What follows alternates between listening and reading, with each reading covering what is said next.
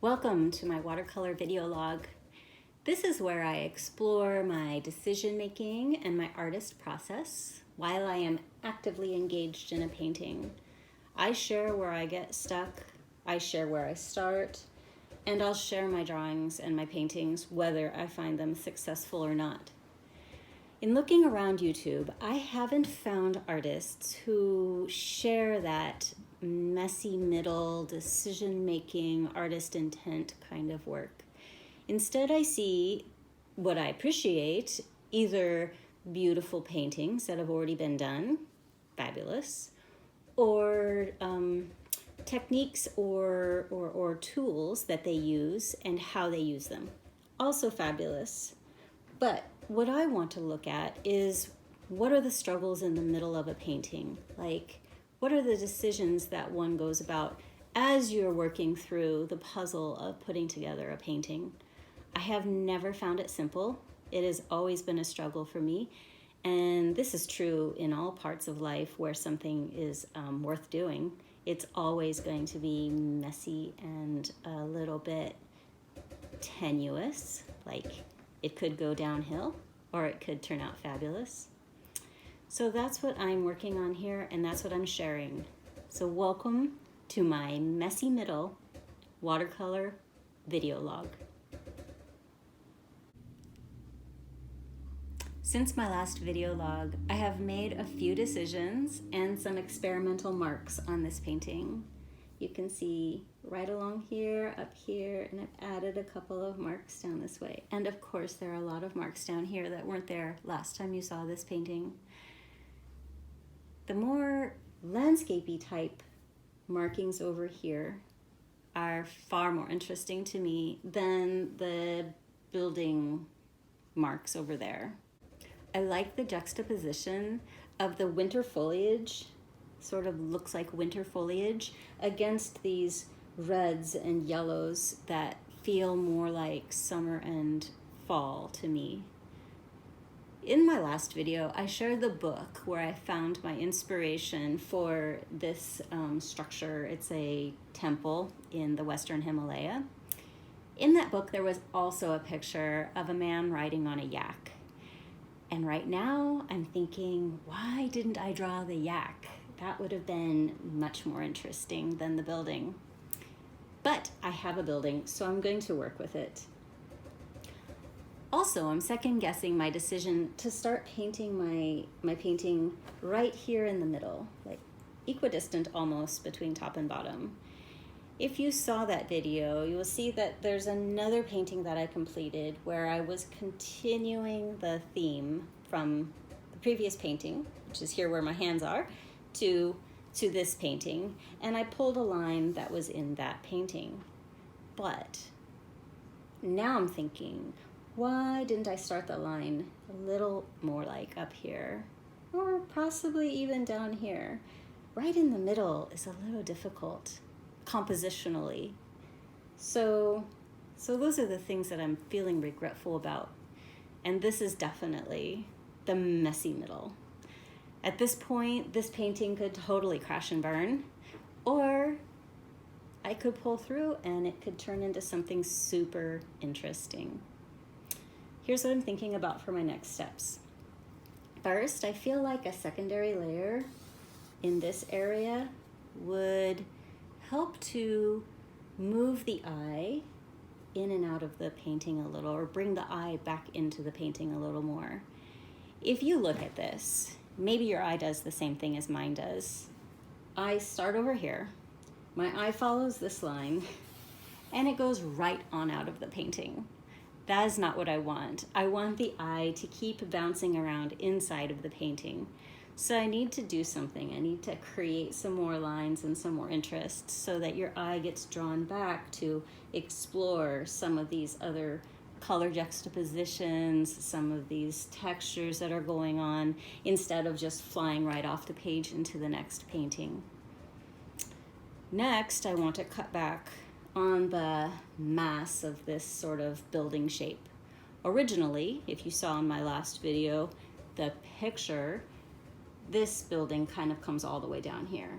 it's part of a complex of buildings in a rather flat area. It doesn't have a hillside behind it. It doesn't have any of this going on. I just picked it and dropped it in totally out of context, just for the shapes, the shadows, and to see if it would work.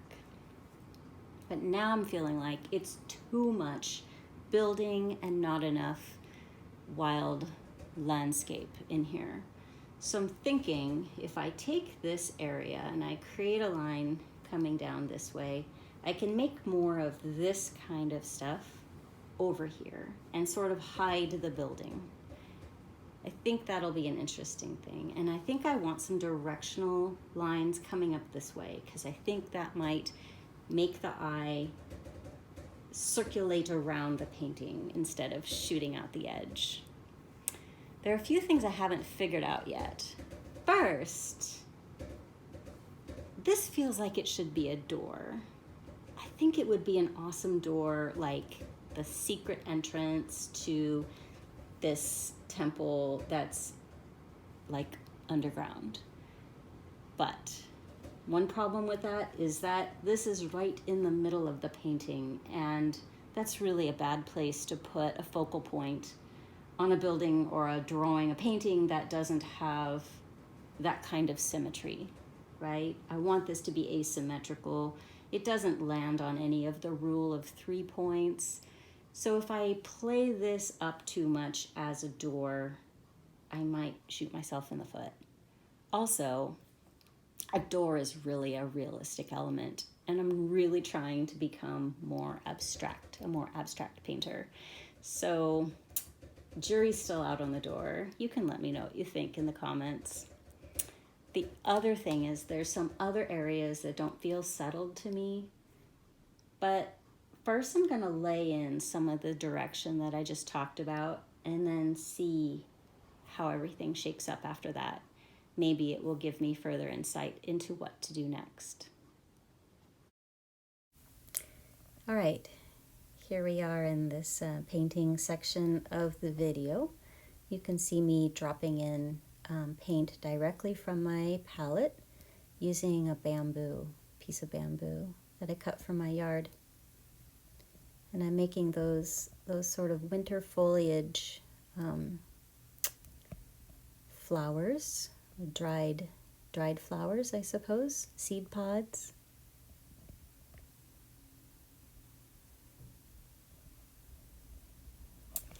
Hey, I've been thinking about these videos. At this point, I'm still experimenting with this medium of making videos. I'm learning how to shoot them and manipulate the editing software. My main goal in all of this has been to encourage myself to paint more often, to keep my brushes wet, as they say. And that has been working out fabulously. I find myself engaging more with my work, not only while I'm actively painting, but also, when I'm watching TV or teaching my kids, I'm studying my work and thinking about my next steps. So I love this. I love that this is working for me as encouragement to keep painting and keep my brushes wet and keep trying things. But recently, another question has come to mind, which is, what's in it for my audience? Could I provide something of value to me, which is this encouragement to paint more often, while also providing something of value to others? And what would that be? So I'm not interested in being an art instructor. So I don't want us to turn into a video about techniques or tools. I don't mind sharing all of that, but there's a lot of that on Instagram, on YouTube. And so it's been done. There's a lot of places to look for that. And also it's not as interesting to me. But I do have an idea of what would be interesting to me. So get ready. Here comes a little story. For the decade preceding the pandemic, I had a habit of getting together, in person of course, with my watercolor friends. At first, we met because we had all registered for a continuing education course through our local community college. The class was held in the art room in the basement of a nearby high school from 7 to 9 every evening, every Thursday evening. Our teacher's name was Carol. The same group of us signed up term after term for Carol's class. She made a safe space for artists of varying skills to explore watercolor. She always had kind but also productive feedback on our efforts. After some years of this, Carol and her husband decided to sell their house, and they moved several states away to live near their daughters and granddaughters, or grandchildren, not granddaughters. Not wanting to give up our watercolor Thursdays, a core group of us, I think there were 12 initially, we decided that we would keep on meeting on Thursday evenings from 7 to 9. At first, we rented a room, a classroom space at a local art shop. Eventually, that art shop decided to expand their inventory into that space. So then we started renting an art room at a community center. We continued there until the pandemic shut everything down, which for us was in mid-March of 2020. Since then, we have been meeting over Zoom. And recently, we've started getting together once a month at a private community space where one of our members lives. I'm telling you all of this because this is the feeling I'm going for here. If people turn on my videos while also working on their own paintings as a way to set the scene and get into your own art flow, then that is a great value. If you get encouragement to start something new or work through your own messy middle, well, then I feel that that's a great outcome for this practice. Of course, this is a bit different from when I'm painting with my friends because in this forum, I'm the only one doing show and tell. In my group, in my watercolor group, I hear the craziest stories. I'll tell you some of the stories in future videos if my friends give me permission to share. Also, when I'm together with my watercolor friends, we try out techniques together, or if you're stuck, you can walk around, stroll around the table, and see what others are working on. So this is different, but I'm interested to see where it might lead. So that's what I wanted to say. Now here, I'm going to talk a little bit about what's going on. I'd put on this masking fluid and let it dry before I started painting over the top of it. And so this brown color is getting dropped in around the masking fluid. And later, I'm going to rub all that masking fluid off after the paint has dried completely.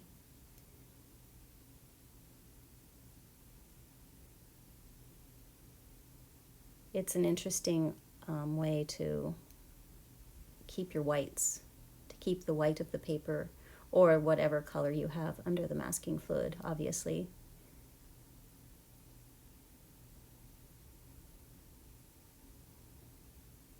As I was watching this and thinking about what I might say, I was noticing just how slow the whole process is. When you're painting and in the flow with it, it doesn't matter how fast or slow it is. But when you're making a video later, you're thinking, oh my gosh, so slow. And I think that's because we get so used to everything being sped up, doing time lapse and seeing, things done really quickly, like those DIY house shows where they remodel a house in 5 days, or I like to watch other YouTube videos about sewing, making something, and it comes together, in 8 minutes, of course, something that really takes, at least an hour. But in this forum, I think I want to just keep it at regular time. I don't want to speed it up.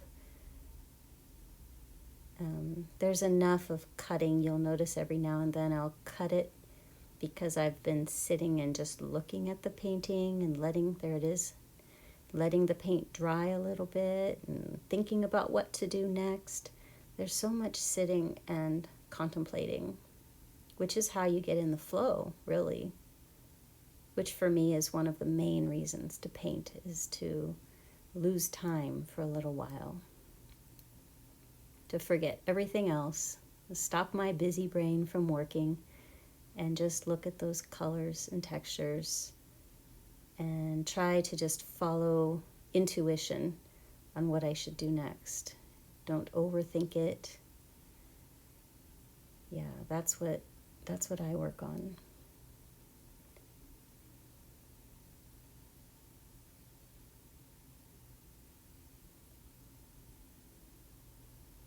I've also found it interesting when I set up my camera and start filming when I know that I'm going to share it. It adds another different element to painting. And I'm not so sure it's super beneficial, actually. Sometimes when I'm just painting along without having a camera and not even considering that I may share this out in the wider world later, I think sometimes I achieve that flow a little bit faster.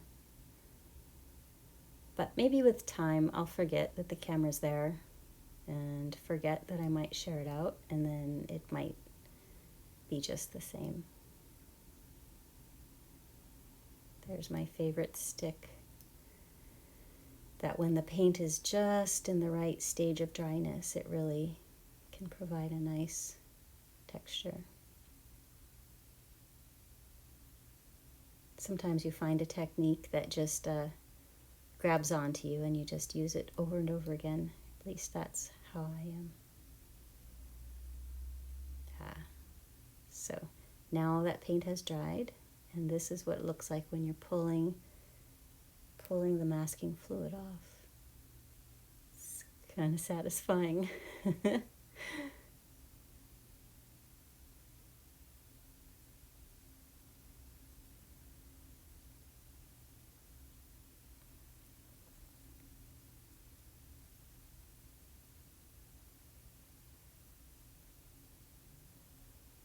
In my next videos, I think I'm going to share some of the winter foliage that I've been collecting outside, and maybe some trials, different trials of how I'm thinking of putting those down on paper, because there's so many different shapes and so many things to explore and look at this time of the year. In the northern hemisphere, I have to remember that not everybody watching is from where I'm from. I'm very much in the northern hemisphere, nearly halfway from the equator to the North Pole. Not quite 45 degrees, but in fact, I think we are about 45 degrees, because there's a marker that says on I-5 that you're 45 degrees north. So I think Portland, Oregon is a little bit north of the 45. That color, that yellow color, I like looking up the colors and understanding what they are. So that one is called New Gamboge. And I like looking up the history and understanding why they call it that. So this one's kind of interesting because this word, the country of origin is Cambodia, which is, of course, Myanmar. But gamboge is the Latin word for pigment. Gambogium. So Cambodia was actually named after the Latin word for color, for the word that means pigment, which I suppose is part of the reason why it got renamed, because why would you want some people from Europe naming your country? Anyway, this color is made from the resin of the Garcinia evergreen tree, which is found across Southeast Asia. So it's a resin color, which is kind of fascinating. A lot of the other colors that I use are more like industrial process colors or things that have only been available for 100 years or less. I love the colors that are the old colors that one could imagine actually collecting in the wild.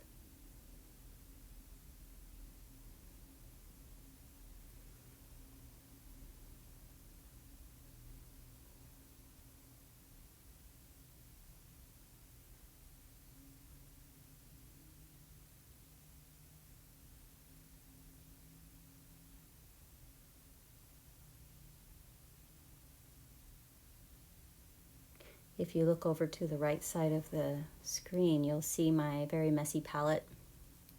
This is a ceramic dish that I found at the local thrift shop. I found a set of 3 of them, and they are wonderful as palettes for watercolor. And then I can just wash it off completely if I want to change my colors.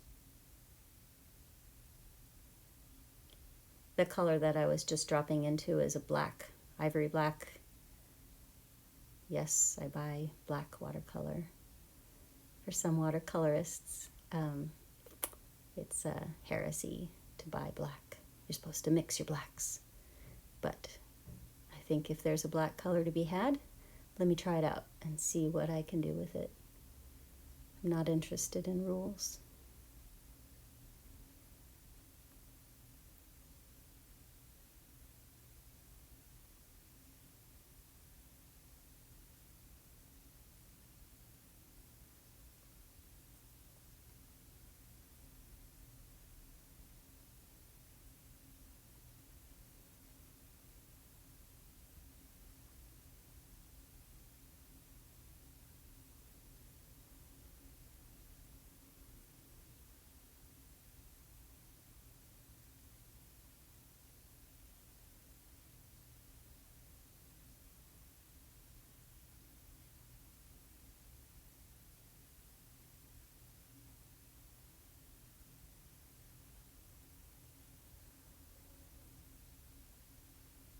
Been thinking about that spot that I'm working on there since the last few days, and I keep thinking I might be putting down some gouache, some white gouache onto that to take that black color,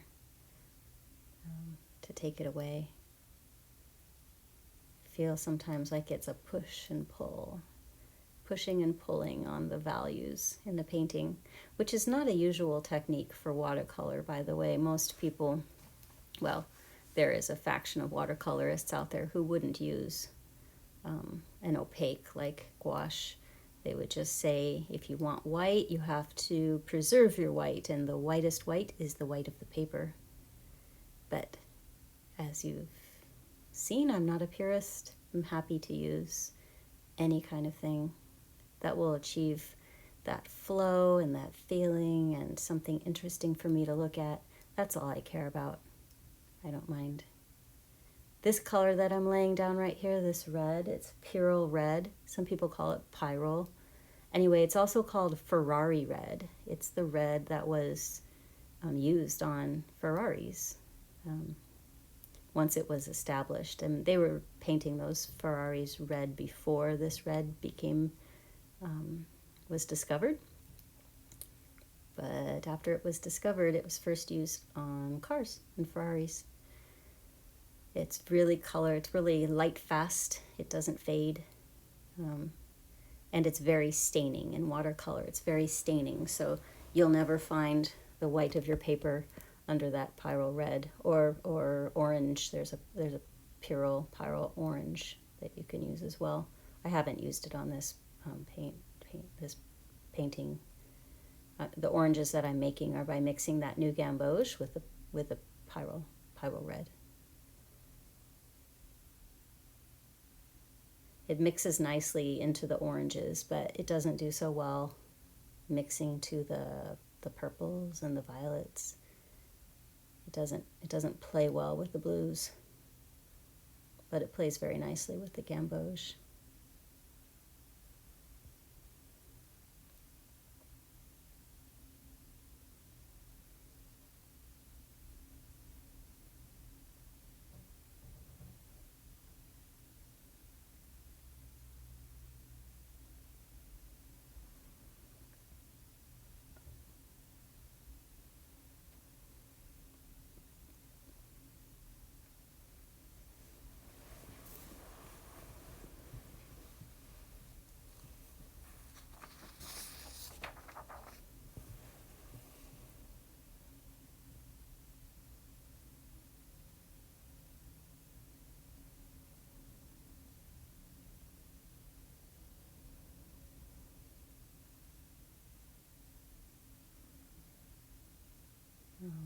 There's that bright color. Trying it out. It's interesting when you bring in a really bright color, all the rest of the colors change. You know, they're still the same color, but they look super different because you've introduced this whole new color. It happened to us this summer. We had our house painted a blue, a very kind of bright blue. And prior to that, one of our neighbors had painted their house a color that looked blue, but after we painted our house, her house now looked like purple, like a deep purple color. It didn't look blue anymore against, next door to our blue, which is kind of fascinating that that's a thing. It's such a huge difference. One color next to another can change everything. Here I felt that this, where I'd put down the masking fluid, I felt like it was too bright and it was too, there's a lot of texture and all kinds of things going on in this painting. I'm going to have to tame down some of it at some point. But I think while I was in the flow of putting it down and just enjoying the interplay of colors and textures, then that's great. And then later I can go in and tame down bits and draw out bits and respond to what I have on the page. Keep working through my messy middle.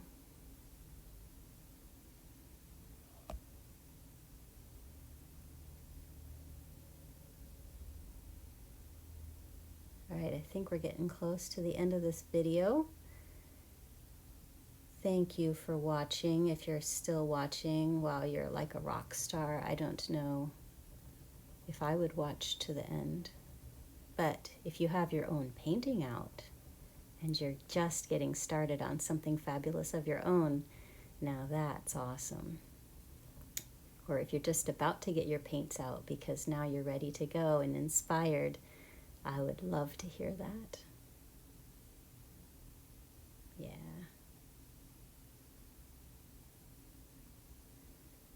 All right, I will post again as soon as I can. I have ideas for this painting already, so let me wrap up this video and send it out into the ether, and I will be back.